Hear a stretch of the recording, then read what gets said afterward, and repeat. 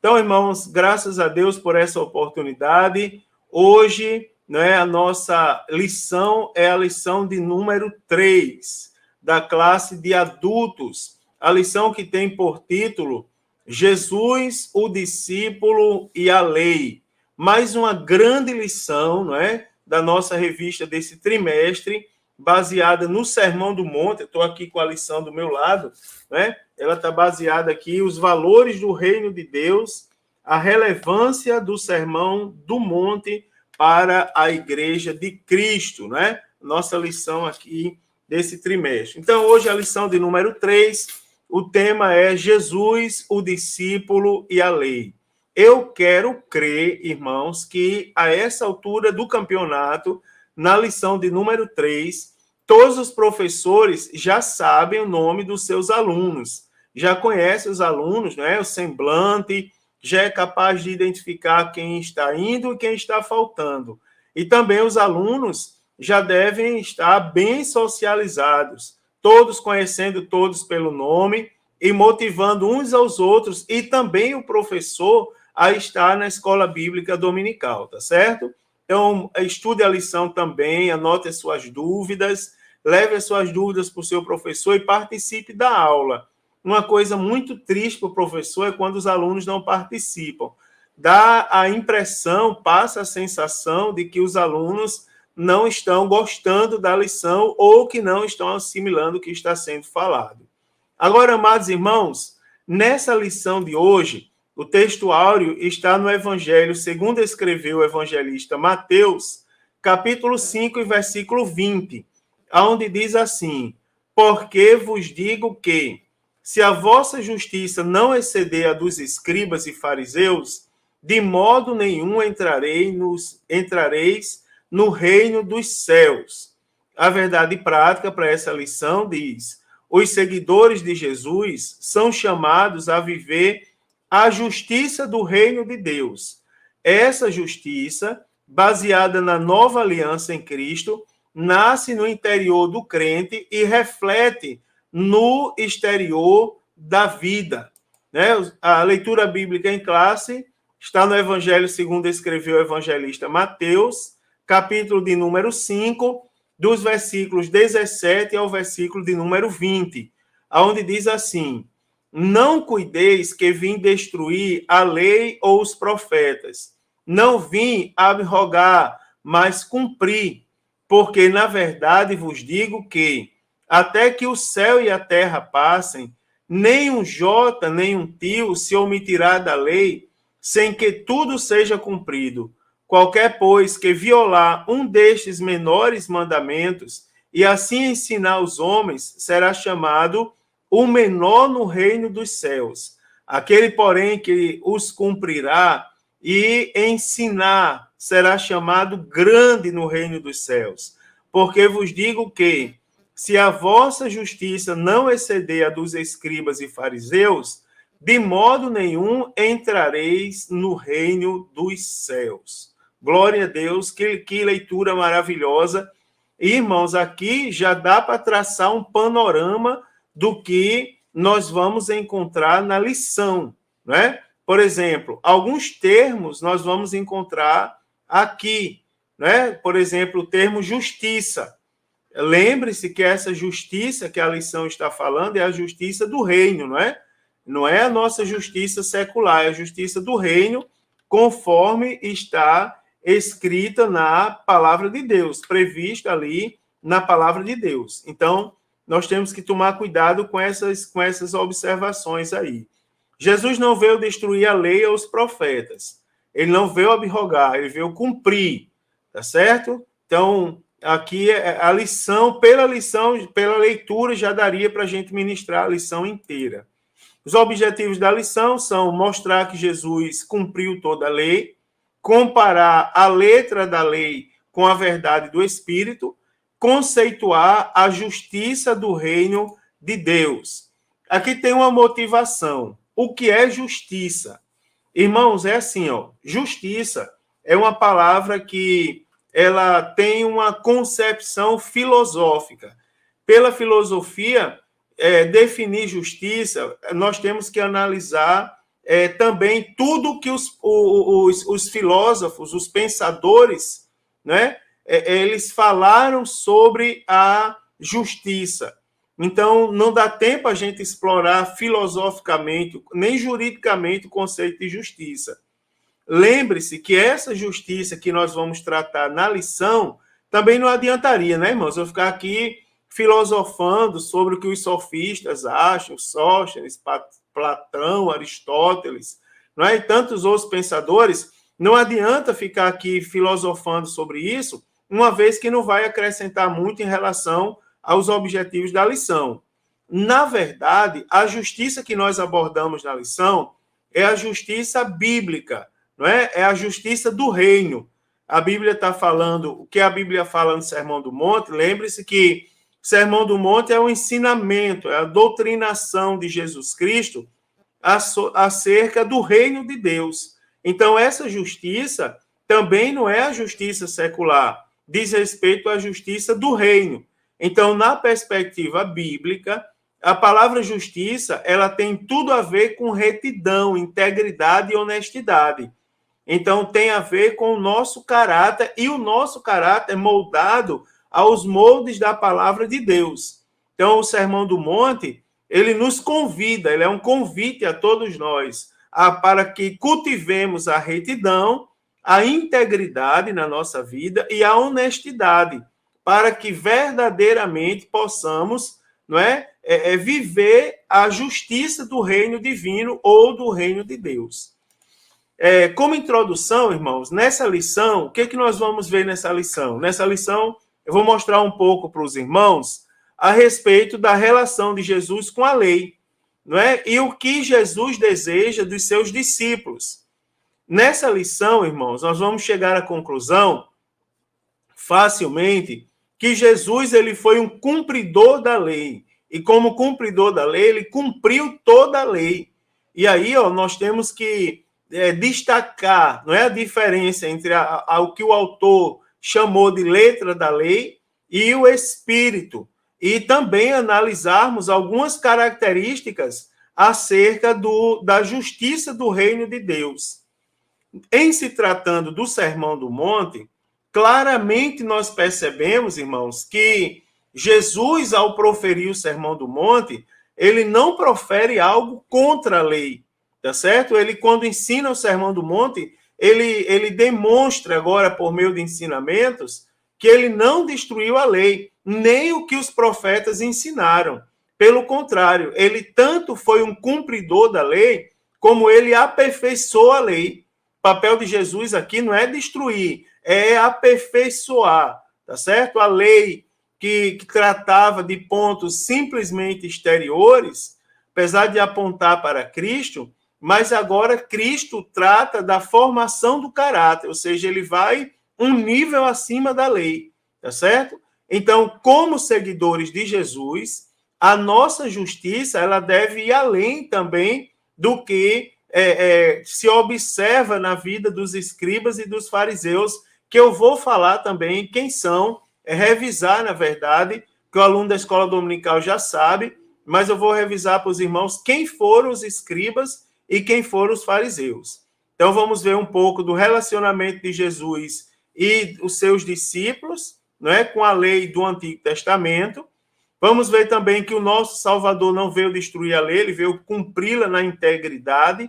E também vamos observar o padrão ético e moral que os discípulos de Jesus deveriam exercer e exceder a justiça dos escribas e dos fariseus, conforme eu anunciei antes.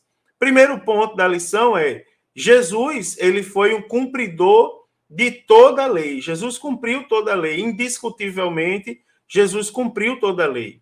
Então, primeiro, Jesus ele tinha um compromisso com o passado. Então, irmãos, quando Jesus começou a ensinar, nós vamos perceber pela Bíblia, né, é assim, lembre-se sempre que vão surgir opiniões, e é comum que surjam opiniões acerca da fala de Jesus, acerca do que Jesus fez, acerca do que ele falou, acerca dos ensinamentos que foram registrados de Jesus Cristo. É comum surgir por quê? porque nós somos seres pensantes e nós temos liberdade para pensar. Agora, não podemos esquecer que a nossa fonte de fé e prática, a nossa regra de fé e prática é a Bíblia Sagrada. Então, para a nossa fé, vale o que está escrito na Bíblia. Às vezes tem um certo embaraço dos irmãos acerca do que o irmão fulano acha, acerca do que está escrito no livro, do autor famoso. Tudo bem, irmão, isso são perspectivas acadêmicas. Agora, para a nossa vida de fé e prática, nós temos que tomar por base, única e exclusivamente, as verdades que estão na Bíblia Sagrada. Então, quando Jesus começou a ensinar, a gente percebe claramente que os propósitos de Jesus Cristo nunca foi desconstruir tudo e não valorizar o passado no que diz respeito aos ensinamentos que estão registrados na lei e nos profetas. Né? Jesus ele não veio. A expressão que está ali na leitura que a gente diz, não pensem, revela exatamente isso. Não é? Nós pegarmos a leitura que nós fizemos hoje, uma leitura muito bonita lá do Sermão do Monte também, nós vamos observar, lá está escrito assim, ó, deixa eu pegar aqui a minha lição, para eu acompanhar aqui, lá está escrito assim, ó, não pense que eu vim destruir a lei e os profetas. Quando Jesus diz isso, não pense ou não cuideis que eu vim destruir a lei e os profetas, ele está deixando muito claro que ele era um homem que respeitava o passado, que respeitava as bases da formação da fé do povo. Não é? Jesus sabia, irmãos, que o ensino da antiga dispensação era um ensino valioso, era verdadeiro, era bom, era um ensino belo. Afinal, ele fora dado pelo próprio Deus. Né? Jesus jamais, tá certo? Ele foi um revolucionário, como algumas pessoas dizem que ele foi. Revolucionário no sentido de ser um portador de um espírito extremamente destrutivo. Assim como também o apóstolo Paulo não foi. Se você observar os ensinamentos do apóstolo Paulo, em nenhum momento ele desconsidera o que está escrito na lei. Então, se nós observarmos Jesus, que é a nossa referência de fé, não é? Nós vamos aprender com Jesus que não é possível construir um futuro bom se não observarmos as coisas boas que os antigos nos deixaram. Não é, irmãos? Há poucos dias eu tive na minha igreja uma irmã já de avançada idade, que eu coloquei ela para pregar no culto, e ela falou coisas que não se fala mais hoje em dia. Por exemplo, ela falou de coisas tipo pintura no rosto, roupa que se usa e não se usa, e eu percebi que algumas pessoas não reclamaram, mas também não ficaram tão confortáveis com aquilo. Quando eu peguei o microfone, eu disse, irmãos, vocês ouviram o ensino da nossa irmã? Foi baseado nisso que a nossa igreja cresceu, foi em cima disso que a nossa igreja cresceu. A base da nossa igreja foram ensinamentos desse tipo. Então, nós temos que respeitar os ensinamentos desse tipo. Jesus, em relação à lei, foi assim, ele deixa muito claro, e nós aprendemos com as atitudes de Jesus, que ele sabia a lei, ele fez menção à lei, ele foi obediente a toda a lei, tá certo? Então, Jesus ele não veio destruir a lei. Então, para muitos opositores, o que é que eles falavam acerca de Jesus? Que Jesus ele era um agitador, que Jesus ele era um revolucionário, que Jesus veio destruir a tradição que fora ensinada. Por exemplo, se nós observarmos o Evangelho segundo escreveu João, no capítulo 5, versículo de número 15, vai dizer assim, ó, João, capítulo 5, versículo de número 15, vai dizer, e aquele homem foi e anunciou aos judeus que Jesus era o que curara. Aí o versículo 16 diz, e por essa causa os judeus perseguiram Jesus e procuraram matá-lo, porque ele fazia essas coisas no sábado. Então, para aquelas pessoas daquela época, Jesus, né, aquelas pessoas que se opunham ao ensinamento de Jesus, ele era um agitador, uma pessoa perturbadora, um revolucionário, uma pessoa que veio destruir a tradição. Só que Jesus falando, né, por esse motivo, Jesus ele foi alvo de acusações, irmãos, das mais terríveis.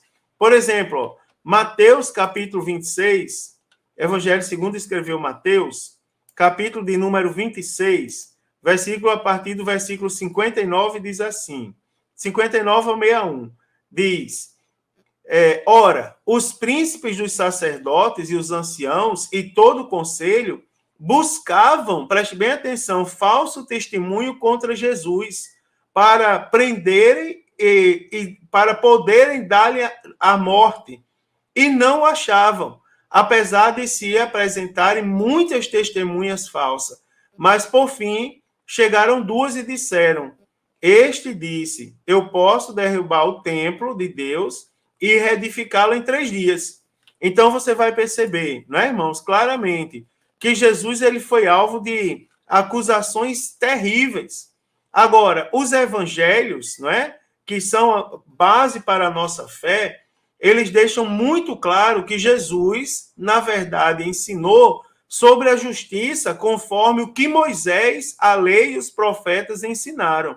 Jesus chega a dizer, falando de si próprio, ele diz assim, para que se cumprisse, Jesus falando, para que se cumprisse o que de mim, ou seja, ele fala dele mesmo, o que de mim estava escrito na lei, nos profetas e nos salmos, deixando, né, irmãos, deixando muito claro que Jesus ele levava em consideração o que estava escrito acerca dele, não é, lá na lei. Ele não desconsiderou. Então, no lugar de enfraquecer a lei, Jesus, na verdade, ele devolvia para a lei o verdadeiro sentido dela, o sentido para o qual a lei foi dada, não é? E esse sentido, por sinal, já era um sentido que fora abandonado há muito tempo pelos mestres judeus. Então, Jesus enfatizou o sentido perfeito da lei. Então, ele mesmo, Jesus mesmo, a continuação da revelação divina, ele mostrava que essa revelação era progressiva para a perfeição e não retrógrada, nem estática, né? Então, nesse contexto todo, a fé e o ensino da palavra de Deus devem nos levar ao verdadeiro crescimento espiritual, bem como o salmista disse lá nos Salmos primeiro, não é? Bem-aventurado o varão que não anda segundo o conselho dos ímpios, não se detém no caminho dos pecadores e não se assenta à roda dos escarnecedores. Antes, tem o seu prazer na lei do Senhor e na sua lei medita de dia e de noite, pois será como a árvore plantada junto ao ribeiro de águas, que dá o fruto na estação própria, cujas folhas não caem, e tudo quanto fizer prosperará. Ou seja, fala do crescimento espiritual progressivo, de um aperfeiçoamento a partir da análise do verdadeiro sentido da palavra de Deus. Também, Jesus ele não só cumpriu a lei, como também ele aperfeiçoou. Segundo o autor, o verbo cumprir, do grego plero, traz a ideia de tornar cheio, de completar, de encher, né? Até o máximo, fazer abundar, fornecer ou suprir liberalmente. Então, a perspectiva pela qual Jesus ele cumpriu a lei é que ele deu aperfeiçoamento, conforme revela a expressão lá de Mateus 5, 21 e 22, não é? Onde diz assim, foi dito aos antigos. Aí Jesus diz, eu, porém, vos digo. Nesse caso aí, Jesus ele veio, quando ele diz eu, porém, vos digo, ele não está revogando o que estava escrito, ele está, na verdade, aperfeiçoando o que fora deixado pelos antigos. Então, em momento algum, você vê Jesus conflitando. Isso é interessante, é um argumento simples, mas é verdadeiro. É importante para a gente saber disso. Em nenhum momento Jesus conflitou com as escrituras do Antigo Testamento. Em nenhum momento ele bateu de frente com as escrituras. Ele disse isso está errado, não é? Você observa que Jesus ele harmonizou. Se você olha a vida de Jesus, ele foi o único que cumpriu com perfeição tudo que está escrito na lei. Então, diferentemente dos escribas e fariseus que usavam a lei para abusar do povo, Jesus ele aperfeiçoou a lei para promovendo uma verdadeira transformação de caráter. Então, o que era visto como a sombra cedeu espaço, né, irmãos, para a realidade do pleno cumprimento profético. Ou seja, em Jesus, a lei estava sendo verdadeiramente cumprida. Então, o que era visto por meio do decálogo e dos profetas, né, a lei que era estudada, tomando por base lá o decálogo e os profetas, ele se concretiza fielmente em Jesus, conforme Hebreus, capítulo 1, versículo de 1 a 3, que diz assim, ó, Hebreus, capítulo 1, versículo de 1 a 3, vai dizer, havendo Deus antigamente falado muitas vezes e de muitas maneiras aos pais pelos profetas, a nós falou-nos estes últimos dias pelo Filho, a quem constituiu o herdeiro de tudo, por quem fez também o mundo, o qual, sendo o esplendor da sua glória e a expressa imagem da sua pessoa, e sustentando todas as coisas pela palavra do seu poder, havendo feito por si mesmo a purificação dos nossos pecados, assentou-se à destra da majestade nas alturas. Versículo 4 diz assim, feito tanto mais excelente do que os anjos, quando herdou mais excelente nome do que eles. Então, a gente observa que Jesus, ele concretiza-se fielmente, não é, em a lei, não é, em Jesus, aliás, o que estava lá no decálogo e que fora dito, e também fora dito pelos profetas, se concretiza fielmente em Jesus, tá certo? É algo indiscutível até, né, que não encontra espaço para ser debatido de forma diferente. Então, em Jesus, nós temos a lei ratificada. Jesus ratificou a lei. O que isso significa? Primeiro, alguns aspectos eu quero analisar com os irmãos aqui. Observe. Jesus, primeiro, ele ratifica a inviolabilidade da lei. Ou seja, a lei de Deus, ela é inviolável. Qual o significado prático disso? O significado é afirmar o seu compromisso de não destruir a lei e os profetas. Ou seja, é como se Jesus dissesse, eu não posso interferir na lei e nos profetas. Aliás, poder até podia, mas ele disse, eu não vou interferir. O texto bíblico diz, não pensem que vim revogar a lei ou os profetas. Não vim para revogar, eu vim para cumprir. Ou seja, Jesus disse, eu não vou interferir na lei, não vou fazer uma intervenção clínica, que inclusive tem pessoas que hoje em dia querem fazer, né, irmão? Querem alterar a palavra de Deus para torná-la à sua própria maneira. Mas Jesus disse, eu não vim destruir a lei, né? Nem revogá-la. Eu vim para cumprir a lei. Então, Cristo, ele ratifica todo o Antigo Testamento. Ele reafirma todo o Antigo Testamento, considerando o Antigo Testamento como a revelação conhecida de Deus. Vocês não vão acreditar, mas certa vez eu cheguei num lugar e fora convidado um irmão para fazer a leitura da palavra de Deus, e o irmão leu a palavra no livro dos Salmos. E naquele dia, a pessoa que dirigiu o culto, depois que o irmão acabou de ler, agrediu o irmão com palavras e disse assim, não é para você ler os Salmos, porque Salmo não é palavra. Gênesis não é palavra. Claro que é palavra, está na Bíblia Sagrada. Se o exemplo é Jesus Cristo, Jesus ele reafirma o que está na palavra. Ele reafirma todo o Antigo Testamento e considera o Antigo Testamento como sendo, né, revelação conhecida de Deus. Inclusive, Jesus chegou a citar a divisão que era comumente empregada pelos estudiosos da época.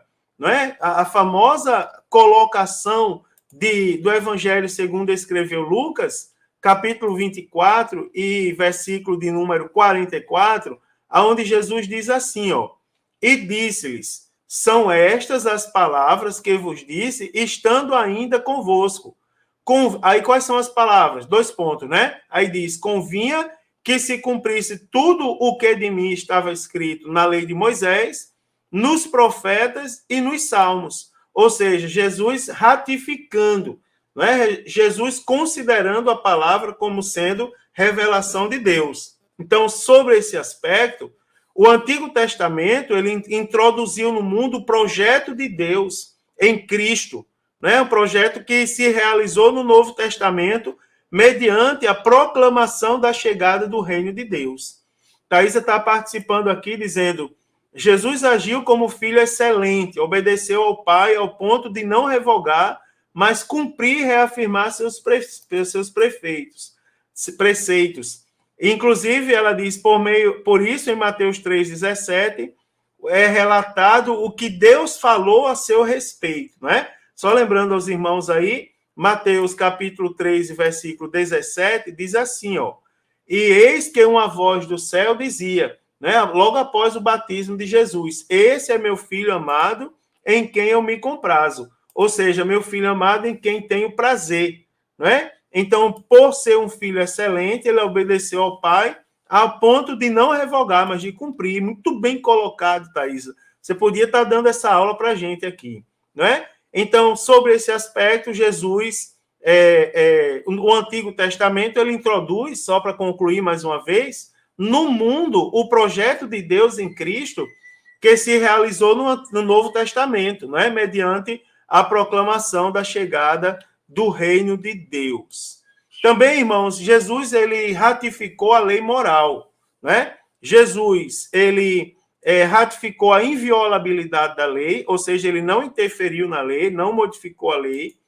Também ele ratificou a lei moral. Então, Jesus ele não invalida as exigências da lei moral, como foi ensinada pelo homem, pelo servo do Senhor, né, de nome Moisés. Ele não coloca em seu lugar uma nova lei moral. Jesus ele enfatiza a compreensão correta da lei, né? Essa é a visão de Jesus. E, visando a compreensão correta da lei, ele expõe com seriedade o seu conteúdo espiritual. Então, Jesus ele quer cumprir, né, ou expor inteiramente o verdadeiro significado da lei. E o objetivo é para contrapor-se à influência da exposição rasa e superficial que estava em vigor naquela época, né? Jesus queria apresentar uma obediência perfeita à lei. Quando ele diz, por exemplo, está escrito, eu, porém, vos digo, na verdade, como eu já disse, ele está aperfeiçoando, ele está mostrando que é possível ser crente, né, irmãos? Que é possível ser obediente aos estatutos do Senhor a partir do que estava, desde o que estava escrito antes. Irmã Maria Rosa está participando, dizendo verdade. A verdadeira palavra de Deus se renova todo o tempo para nos edificar cada vez mais e afirmar nossa caminhada rumo à eternidade. Que bênção, irmã Maria. Deus abençoe. Há pouco tempo atrás eu falei com a irmã Maria, ela chegava ali para o curso de teologia. Também, irmãos, o Senhor Jesus, ele ratifica a infalibilidade da lei, tá certo? Ele, só lembrando aos irmãos, Jesus, ele ratifica a inviolabilidade da lei. Jesus, ele ratifica a lei moral e também agora a infalibilidade da lei. Então, o que acontecia? Os opositores de Jesus, eles insinuavam que Jesus estava sabotando a revelação de Deus que foi dada por Moisés. Nós observamos, irmãos, que é muito distante disso. Jesus, ele afirma categoricamente, ele diz assim, ó, nem um iota, nem um tio da lei jamais passarão até que tudo se cumpra.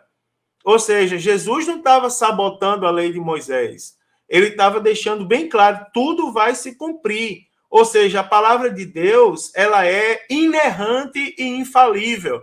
Nós aprendemos sobre isso no trimestre passado. Você pode até rever esses dois conceitos. A palavra de Deus é inerrante, tá certo? Ela não erra nem falha, não é? A mente que produziu a palavra de Deus, ela não é uma mente humana. A inspiração, ela é divina. A verdade que está contida na lei, irmãos, ela não caduca com o tempo, ela é eterna. Assim como a palavra de Deus é eterna. Por isso que Jesus diz, nem iota, nem o tio passarão, antes que tudo se cumpra. Então, a lei, ela apontava para Cristo. Os profetas falavam de Cristo. Não é? A lei cerimonial era uma sombra da realidade que é Cristo. Não é? Ele é o fim da lei. Então, os profetas anunciaram o nascimento, a vida, o ministério, as obras, a morte, a ressurreição, não é? E o senhorio de Cristo. Tudo isso rigorosamente se cumpre em Cristo. Glória a Deus por isso. Louvado seja o nome do Senhor para todo sempre. Não é? Pode participar aí, né? Eu deixo os irmãos também, à medida que vocês forem mandando aí a contribuição de vocês, eu vou postando aqui, vou lendo com os irmãos. Então, irmãos, a letra da lei, a verdade do Espírito. Preste atenção a um detalhe interessante. O que significa a expressão letra da lei? Então, de acordo com as cartas do apóstolo Paulo, nós vamos ver que a expressão letra da lei diz respeito ao antigo concerto, tá certo? Então, essa letra, ela expressa os desígnios de Deus em forma de proibições escritas que revelam o pecado e levam à condenação, tá certo? Conforme está escrito lá em Romanos, capítulo 7. Depois os irmãos podem ler ali do versículo 7 ao versículo de número 25. Em resumo, né, dominado pela fraqueza da carne sem força, o homem seria levado à morte mediante a letra da lei. A função da lei, né, irmãos? A função da lei, na verdade, é mostrar a malignidade do pecado e a impossibilidade do homem de se salvar. Então, nesse sentido, a lei serviu como o pai da gogós, não é? Do grego. Isso é, como um pedagogo, um guia. A lei serviu como um guia que nos levou a Cristo, tá certo? Então, o exemplo que revela essa função é a relevância dos profetas do Antigo Testamento para despertar o povo ao verdadeiro arrependimento diante de Deus. Os profetas lutaram para que isso acontecesse. No entanto, irmãos, o judaísmo transformou a letra da lei em um sistema de normas frias e sem vida, não é? A tradição judaica, ela foi transformando a lei nisso.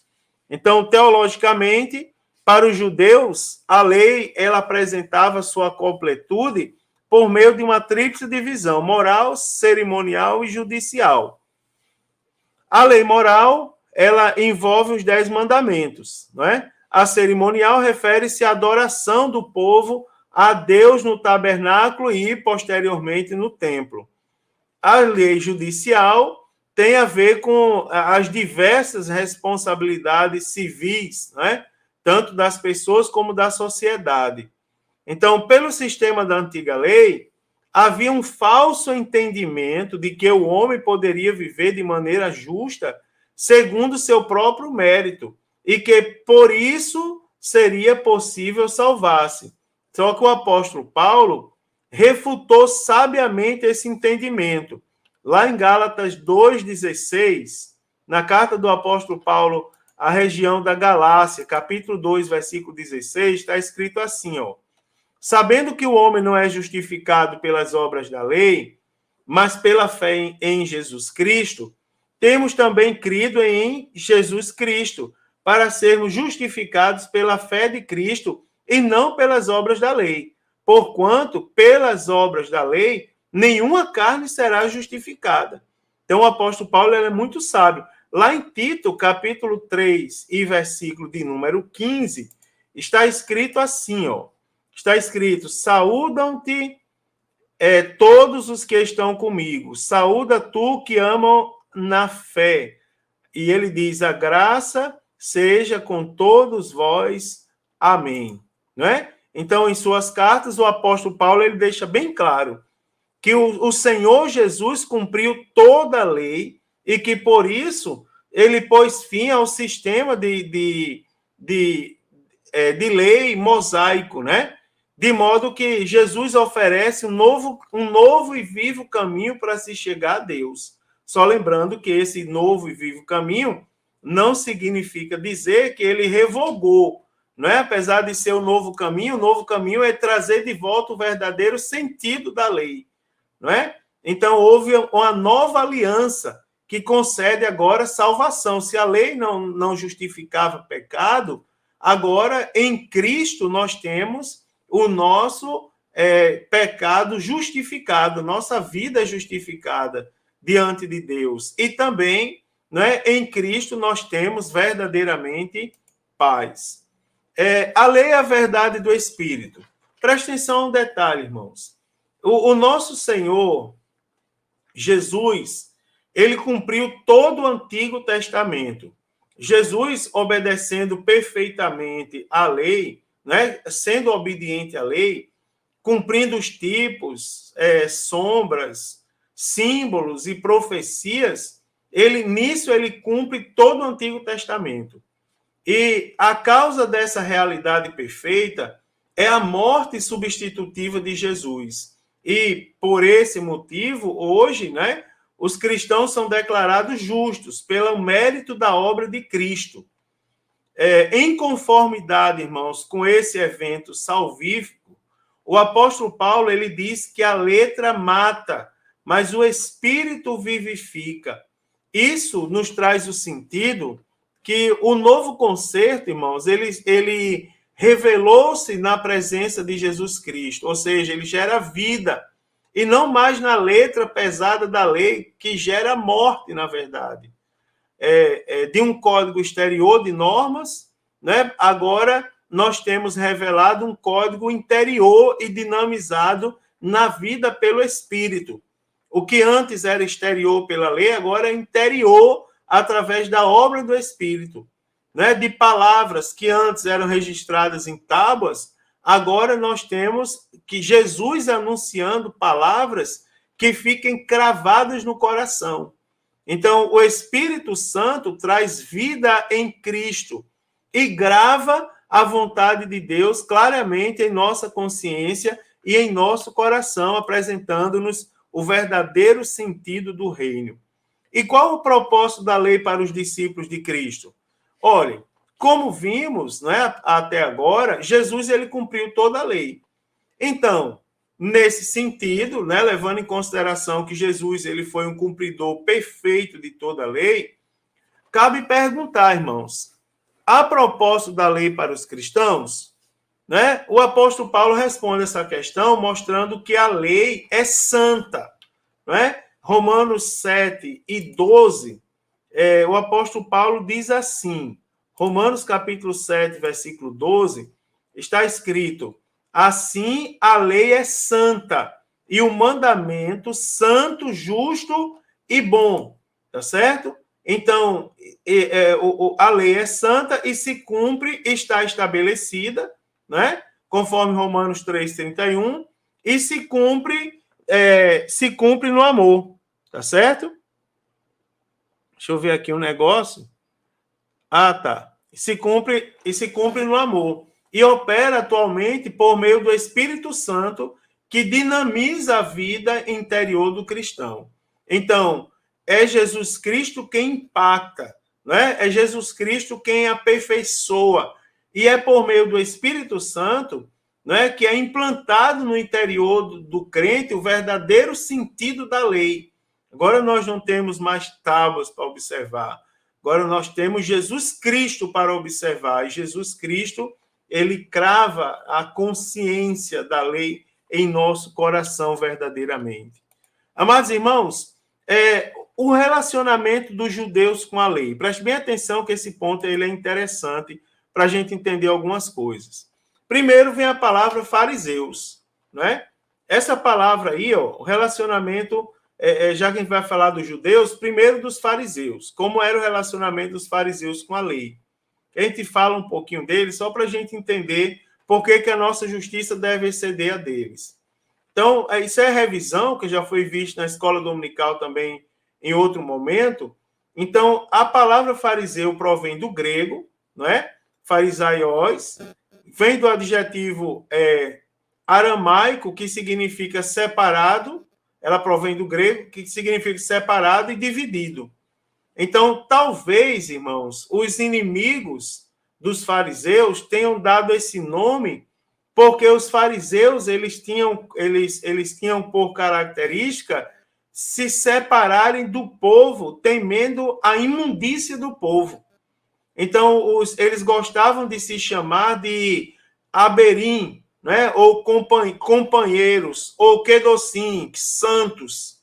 Né? Então, ao lado da lei oral, os fariseus eles acrescentavam certos conhecimentos, digamos assim, para explicar a lei, certos argumentos, não é? Para explicar a lei. E que esses argumentos se tornavam acréscimos insuportáveis aos judeus. Não é? Jesus ele condenou os fariseus por guardarem preceitos e doutrinas de homens, que eram exatamente esses acréscimos, não é? Que eram colocados sobre a lei, que eram feitos sobre a lei, para explicar a lei, e que, de certa forma, eram pregados como se fosse norma moral, como se fosse obrigação moral. Então, Jesus ele condenou os fariseus por guardarem preceitos e doutrinas de homem em detrimento da verdadeira lei do Senhor. Isso aqui é um perigo que a gente deve cuidar, inclusive, nos dias de hoje. A lei, irmãos, a Bíblia ela é autointerpretativa. Toda explicação acerca da Bíblia Sagrada está dentro dela mesma, né? Além da lei, irmãos, os fariseus guardavam preceitos de homem que Jesus chamou de vã tradição. Então, esses mandamentos da tradição foram registrados e catalogados no Talmud. E eles colocavam isso que eles chamavam de tradição do homem, inclusive acima da lei de Deus. Não é?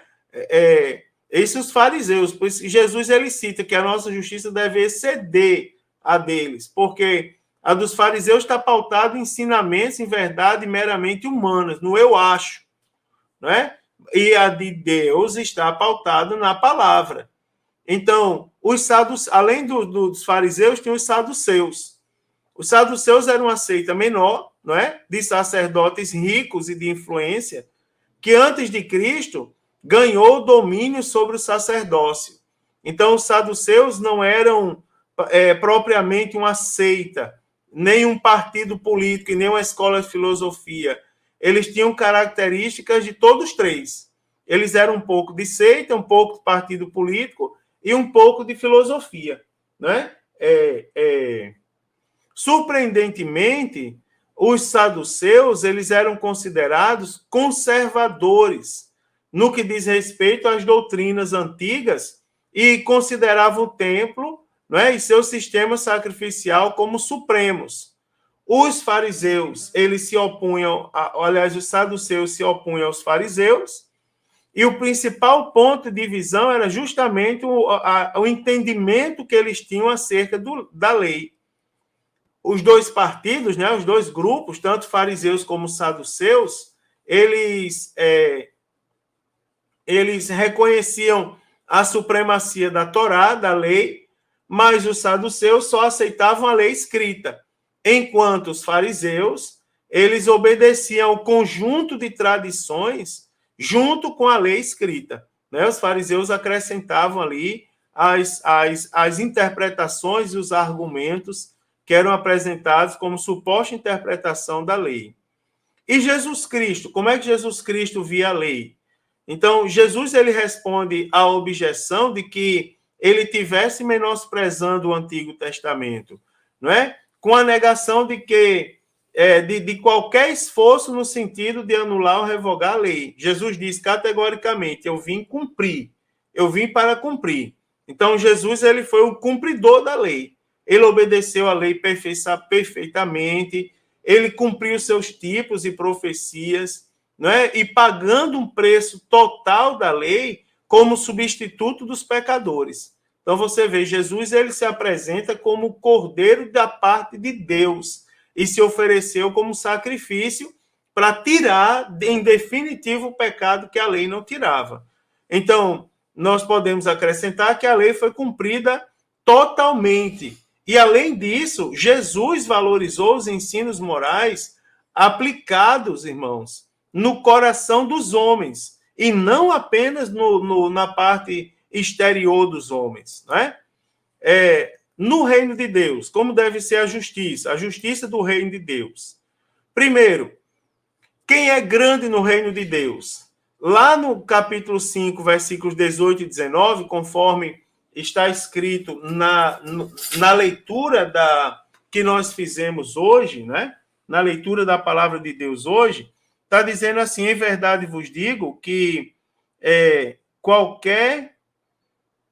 em verdade vos digo que até o céu e a terra passem, até que o céu e a terra passem, nem um jota nem um tio se omitirá da lei, sem que tudo seja cumprido. Qualquer, pois, que violar um desses menores mandamentos e assim ensinar, você observa, quem violar e ensinar aos homens será chamado menor no reino dos céus. E aquele, porém, que os cumprir e ensinar será chamado grande no reino dos céus. Então, quem é grande no reino de Deus? O grande no reino de Deus são os que se acham fiéis, não é? E cumpridores, e ensina exatamente o que está escrito, não é, irmãos? Com fidelidade, o que está escrito na palavra de Deus. Não é? O que ensinar aos homens será chamado menor. Aquele, porém, que cumprir e ensinar, o que tem que cumprir e ensinar, será chamado grande. Então, consequentemente, serão rebaixados o quê? Se a gente sabe o que é grande, é o que cumpre e ensina, então vai ser rebaixado a menor, a condição de menor, os que negligenciam, né? Os que removem, os que separam, os que violam, o menor dos mandamentos de Deus e não atento para as instruções que estão escritas conforme a Bíblia Sagrada. Não é quer por omissão ou quer por transgressão. Esse será chamado menor. Então, assim, como os discípulos de Cristo e cidadãos do reino de Deus, nós temos obrigação de sermos cumpridores e ensinarmos a lei divina a partir do poder do Espírito Santo que transforma, aperfeiçoa e concede-nos graça e verdade. Isso aqui é muito sério, irmãos, não é? Como igreja do Senhor, como cidadãos do reino de Deus, lembre que Jesus estava ensinando com os olhos fixos nos discípulos. Ou seja, vocês que vão dar continuidade à grande obra da igreja, não é? Vocês devem ser cumpridores e fiéis à lei e ensinar o que está escrito na lei. Tá certo? Veja que coisa maravilhosa, né, irmãos? Nós devemos, como cidadãos do céu, sermos obedientes a essa palavra. Também a justiça do reino de Deus. Se nós pegarmos o Antigo Testamento, a compreensão da justiça, ela baseia-se no binômio lei e obra. E ela gerou um orgulho pessoal e confiança nas próprias ações dos judeus para que eles justificassem a si mesmos. Né? O binômio lei e obra, ela gerou isso. As pessoas se autoconfiavam, confiavam em si mesmo, na sua própria santidade, no seu próprio esforço, na sua própria intelectualidade. Thaís acrescenta aqui: interessante que no reino de Deus o menor não é inferior nem insignificante, não é? Ou seja, realmente vai na contramão do mundo, né? Louvado seja Deus por isso. No Novo Testamento, irmãos, há exemplos a esse respeito. Por exemplo, o jovem rico, ele agiu com um certo orgulho, né? Para atingir o supremo bem. Fariseu que, por meio da sua justiça própria, achava-se melhor que o publicano. O sacerdote e o levita, que, firmados na justiça própria, não atentaram para a aflição do próximo.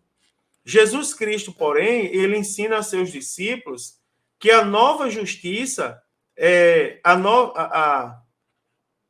nova justiça no reino de Deus, ela é de Deus, ela é interior, moral e espiritual, não é? A nova justiça do reino de Deus, ela é interior, ela é moral e espiritual. E não se trata aqui daquela velha justiça exterior, cerimonial e legalista. Por isso, a justiça exigida pelo Senhor Jesus aos seus discípulos, ela é superior às dos escribas e fariseus, porque ela não é simplesmente aparência, né, irmãos? Ela é algo que, ela não é algo legalista, não é algo simplesmente cerimonial, é algo interior, é algo que deve fazer parte do caráter, da moralidade, da espiritualidade da pessoa. Então, é uma justiça, a justiça do reino de Deus é uma justiça mais sublime, é uma justiça que nós podemos chamar de mais elevada e também uma justiça interior.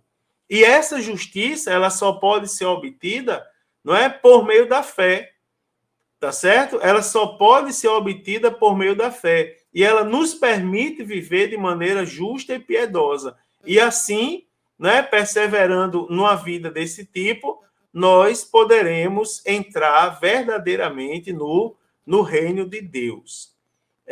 Amados irmãos, o padrão moral da lei para os discípulos. Presta atenção que a gente já está encaminhando meio para o final. Então, primeiro, o padrão moral para os discípulos tem que ser justo.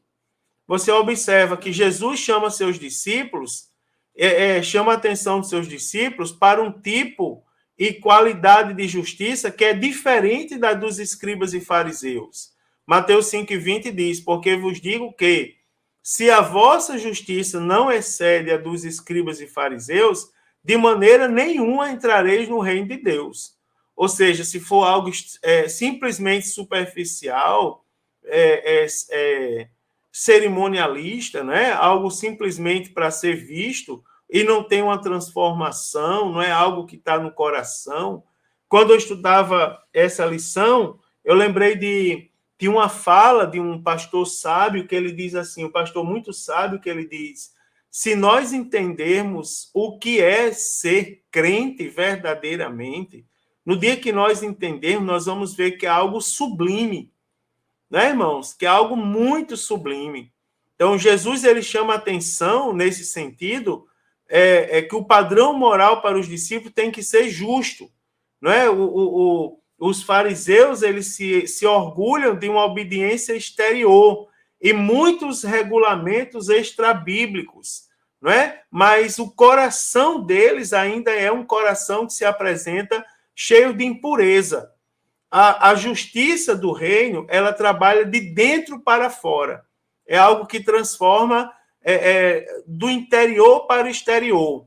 Não é? Primeiro, ela produz a transformação do coração e novas motivações, a fim de que o comportamento efetivo dos seguidores de Jesus realmente exceda em muito a justiça dos escribas e dos fariseus. Então,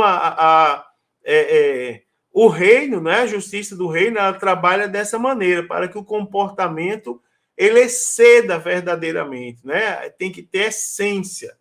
Thaisa está participando aqui dizendo a justiça de Deus é plena porque ela analisa o interior e reflete no exterior. A justiça humana observa fatos e argumentos superficiais, nela falha, sendo apenas punitiva e não transformadora. A justiça secular, ela até fala de transformação, né? De reintegração social, só que na prática nós vemos uma ineficácia nesse sentido, ao passo de que a lei de Deus, não é? Ela é eficiente e ela é extremamente eficaz, porque ela tanto produz a transformação, como ela é verdadeiramente reconhecida como produtora dessa transformação. Então, o padrão moral para os discípulos, primeiro, tem que ser justo. Segundo, tem que ser santo. Então, a gente observa que uma marca, irmãos, claríssima do reino de Deus para a vida de seus discípulos é a santidade. Então, desde o Antigo Testamento, que o Senhor Jesus ele estabeleceu a santificação como premissa maior para a sua denominação. Então, a Bíblia ela vai nos mostrar claramente a necessidade que nós temos de viver uma vida santa, por meio de várias exortações, né, irmãos? A gente poderia citar várias passagens bíblicas aqui, chamando-nos a atenção para a questão da nossa vida ser verdadeiramente santa. Então, a responsabilidade do crente quanto à santificação é muito bem destacada pelo escritor aos Hebreus, né? Capítulo 12, versículo, se não me falha a memória, 14, né? Capítulo 12, versículo de número 14, onde diz assim, ó, Hebreus 12, 14 vai nos dizer: seguir a paz com todos e a santificação, né? A parte A do versículo. Então, você observa que é muito mais do que uma recomendação, é uma responsabilidade. Você vê, para se transformar numa responsabilidade, o crente ele tem que ter isso na consciência, ele tem que ter isso no seu caráter. Que não é uma coisa é eu recomendar, outra coisa é eu dizer assim, você tem responsabilidade, ou seja, fazer com que a pessoa se sinta responsável. Quando o autor diz buscar a paz com todos e a santificação, ou seja, você tem que buscar essas coisas.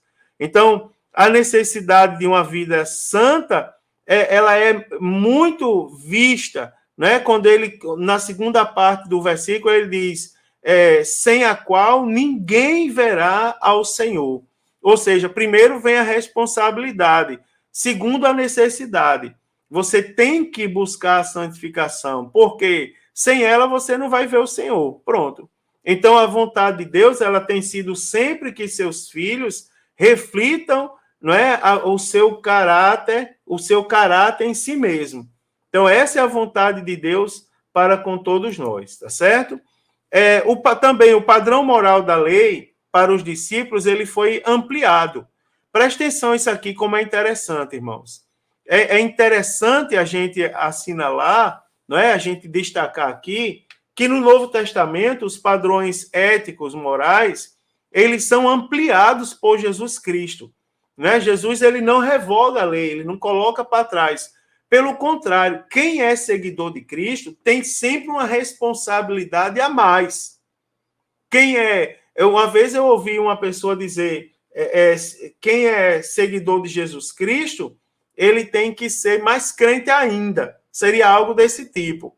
Então, é possível, quando nós falamos, tomando por referência o Sermão do Monte, a gente traçar um paralelo entre o que era dito, o que fora dito por Moisés, né, e o que foi dito por Cristo. Quer ver? Olha que coisa interessante. Olha esse quadro.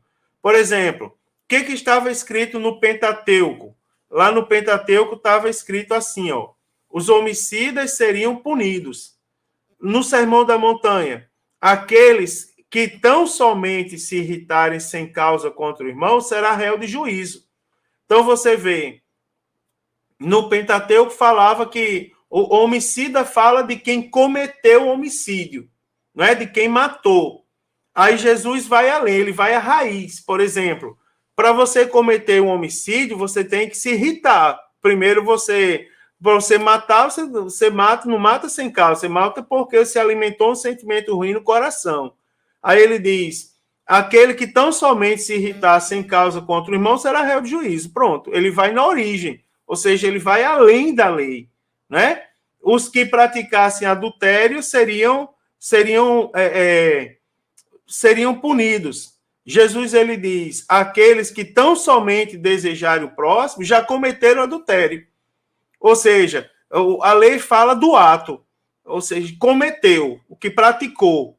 Ou seja, a pessoa já tinha que ter praticado para se tornar culpado. Jesus, ele vai lá e trabalha no coração. Calma, quando você deseja, você já cometeu, porque ninguém comete adultério sem desejo, não é?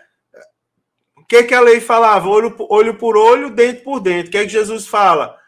Paga o mal com o bem. Então, você vai ver aqui, ó, que o padrão moral da lei para os discípulos, ele foi ampliado.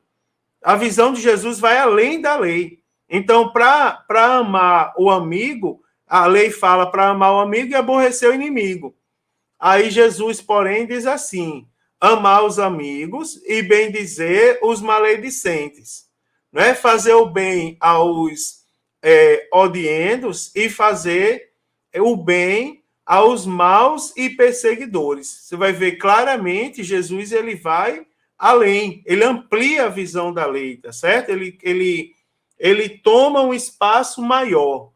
E para concluir, irmãos, como devem ser os verdadeiros discípulos de Cristo? Aqui eu destaco 2 pontos e termino. Primeiro, como devem ser os discípulos de Cristo?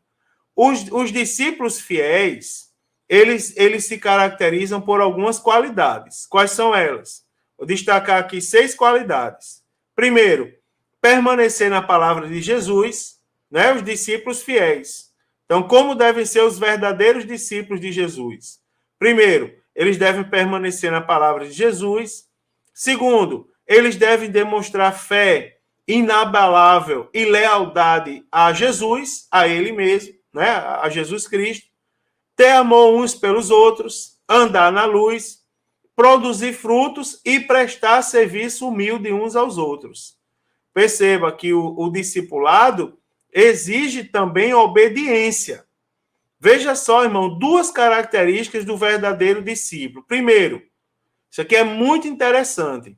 Isso aqui eu não poderia concluir essa aula, não é? Que fala acerca da lei, de Jesus com a lei, sem falar disso. Não é? Porque o tema da lição é Jesus, o discípulo e a lei. Então, olha só, o verdadeiro discípulo, primeira característica é ele ama seu mestre. Veja como isso aqui é forte, irmãos. Então, Jesus, ele cumpriu as palavras da antiga aliança que nos ensina a amar a Deus acima de tudo. Agora, isso não significa deixar de amar todos e a tudo, mas sim amar mais a Jesus. Então, na medida em que o meu amor por Jesus cresce, cresce também o meu amor pelas vidas que estão ao meu redor, né, irmãos? Pela minha família e por mim mesmo. Afinal, em Jesus eu encontro isso. Em Marcos 13:14, ele nos diz assim, ó, os escolheu para que estivessem com ele. Isso quer dizer, Jesus chamou as pessoas para que fossem seus amigos. Então, primeiro, um verdadeiro discípulo ama o mestre, tá certo? Ele está ao lado do mestre, isso é importante. Fosse no discipulado, eu ia falar aqui o que as pessoas fazem hoje para nos afastar do mestre. E segunda característica, o verdadeiro discípulo, ele é submisso. Olha só, irmão, já pensou? Tomando por exemplo Jesus. Jesus, ele diz assim, Jesus chega a dizer na sua palavra, estava ensinando essa semana ainda na minha igreja, no culto de doutrina, eu estava ensinando sobre hierarquia. E eu estava mostrando aos irmãos que Jesus diz assim, eu vim, mas eu não vim para fazer a minha vontade, eu vim para cumprir a vontade do meu Pai. Então, você observa que é uma característica que, se tomarmos Jesus como exemplo, a gente vai ver que o modelo atual de discípulo está querendo colocar por terra essas verdades, não é? Está querendo colocar por terra, por exemplo, a questão, o modelo atual de discípulo, e por que não dizer de discipulado, está querendo colocar por terra a questão da submissão. Por exemplo, irmãos, eu não posso soltar veneno na lição, mas eu vou falar um negócio. Não se pode mudar a linguagem da Bíblia, atualizar a linguagem da Bíblia para a linguagem de hoje. Temos que atualizar a linguagem da Bíblia para a linguagem de hoje, acrescentar umas gírias, acrescentar um negócio para que as pessoas entendam o que está na Bíblia. Não, irmãos, não. Traduzir para idiomas, tudo bem. Mas acrescentar gíria na palavra, não, a gíria tem que ser deixada. Quando Jesus chega, até a linguagem do homem muda. Isso é ser submisso. A pessoa submissa, ela muda até a maneira de falar. Pelo dicionário, submisso quer dizer ser dócil e servo. Então, o verdadeiro discípulo, ele reconhece que Deus não aceita menos do que um espírito quebrantado e contrito. E a falta de submissão, irmãos, ela é como um câncer que cresce dentro de alguém. Às vezes, a pessoa nem percebe que tem essa doença, não é? Mas ele fica quieto, não dá sinais visíveis. Mas num determinado instante, estoura e destrói tudo que está por perto. Quer ver uma coisa? 1 Samuel, capítulo 15, versículo de número 24, está escrito assim, ó. 1 Samuel 15, versículo de número 24. Diz assim: Então disse Saul a Samuel: Pequei, porquanto tenho traspassado o dito do Senhor e as tuas palavras, porque temi o povo e dei ouvido à tua voz. Né? A sua voz. Você observa, o rei Saul estava em pecado, mas ele estava quieto. Né, irmãos? É um câncer que, quando estourou, não teve mais cura. Então, existem 3 áreas que mais claramente onde mais claramente é manifestada a rebeldia do homem. Preste bem atenção, irmão, em relação a essas 3 áreas: em palavras, em argumentação e em pensamentos. Então, irmãos, não permita que essas 3 áreas sejam influenciadas pela rebeldia. Tá certo?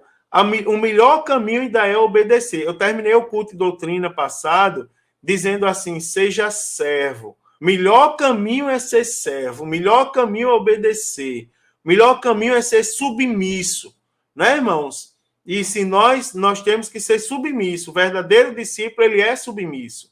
E aí, concluindo a lição de hoje, eu vou concluir aqui, porque o assunto é bom, mas ele ainda se protelará nas próximas lições. Então, Jesus, ele não veio para desfazer a lei.